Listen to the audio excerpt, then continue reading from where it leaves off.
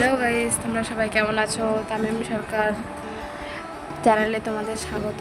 তো আজকে যে যাচ্ছিলাম গঙ্গারামপুর, তো ওই যে মাইমুনা ঘুমিয়েছে, তো দেখলেই তোমরা এখন পুজোতে চলে আসে, প্যান্ডেল করছে। আমি যাচ্ছিলাম হচ্ছে রেস্টুরেন্টে। আমি খুব বাহানা করছিলো, বাড়িতে খুব কান্না করছিলো, রেস্টুরেন্টে যাবে খেতে। তখন আমরা খেতে চলে আসছি। এখন আমরা এখানে অর্ডার দিয়েছি বাটার নান।